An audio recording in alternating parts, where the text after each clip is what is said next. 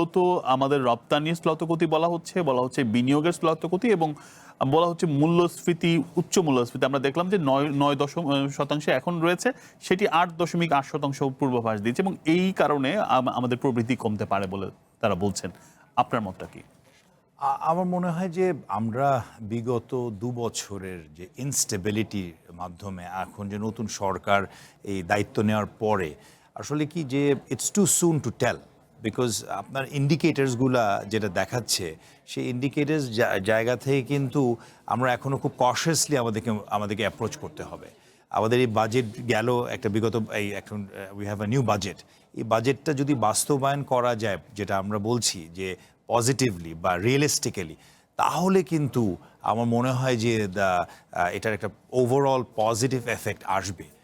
এবং আমরাও সেখানে আশা করব যে আসলে যদি আপনার ইনফ্লেশন রেট এবং ইন্টারেস্ট রেট যদি আপনার সেই জায়গাতে যদি আসলে কমানোর সুযোগ থাকে বা হয়, এবং তাহলে কিন্তু আমাদের মনে সম্ভাবনা অনেক আছে। আমাদের আসলে এক্সপোর্টের সম্ভাবনা, আমি আমাদের সেক্টর থেকে বলবো, এক্সপোর্টের সম্ভাবনা is a very positive potential.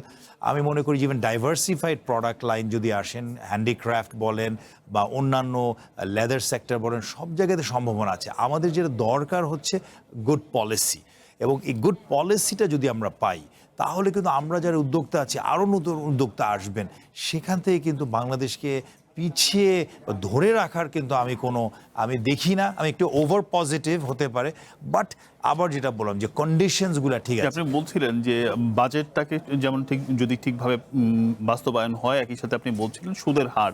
তো আমরা সম্প্রতি দেখলাম যে মুদ্রানীতি হলো, সেখানে কিন্তু সুদের হার একই রেখেছে, যেখানে ফলে বিনিয়োগ তো আবারও শঙ্কায় পড়তে যাচ্ছে। দেখেন, সুদের হার এটা তো আর কেউ ইচ্ছা করলেই আপনার কমাতে পারে না।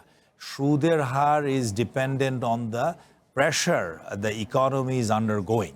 তো সেই জায়গা থেকে আপনি যদি দেখেন যে এই বিগত সরকারের যে আপনার যে ক্যাপিটাল আউটফ্লো সব কিছু মিলে এটার তো ব্যালেন্সিং টাইম লাগবে। মাননীয় অর্থমন্ত্রী বলেছেন 2 বছর টাইম লাগবে এটার অ্যাডজাস্টমেন্ট হওয়ার জন্য। সেই জায়গা থেকে আমরা যারা উদ্যোক্তা, আমরা তো চাবো যেটা সিঙ্গেল ডিজিটে আসুক। তো সেই জায়গা থেকে ধরুন এখন যে বিভিন্ন প্যাকেজগুলো দেওয়া হচ্ছে বাংলাদেশ ব্যাংকের থেকে, কিছুটা হলো আমাদেরকে রিলিফ দেওয়ার জন্য, অল্টারনেটিভ দেওয়ার জন্য, সেই জায়গাটা যদি কন্টিনিউশন হয়। আবার আমি বলেছি যে it's all about the policy. আপনি government can give us the policy, they can not do the work for us. সেই জায়গা থেকে আমরা উৎসাহিত হব, যারা বিনিয়োগকারী তারা উৎসাহিত হবে যে হ্যাঁ, এই পলিসির মাধ্যমে আমি টাকা বাংলাদেশে ইনভেস্টমেন্ট করলে আমি রিপ্যাট্রিয়েট করতে পারবো। যারা ফরেন ইনভেস্টর, আমরা যারা লোকাল ইনভেস্টার্স, আমরাও যদি আমাদের এনার্জি, আমাদের ম্যান পাওয়ার, আমাদের ওভারঅল সেফটি সিকিউরিটি যদি ঠিক থাকে এবং পলিসিগুলো ঠিক থাকে, তাহলে আমরাও তো সেখানে বিনিয়োগ। অর্থাৎ আমরা ইতিবাচক একটা আশা আমরা দেখছি, যদিও এডিবি বলছে প্রবৃদ্ধি খানিকটা কমবে। আমরা বলছি যে আমাদের এইটা একটা সংকট চলছিল, 2 বছরের ধরে সংকট চলছিল, এটা আমরা উঠতে যাব, আপনি বলছিলেন।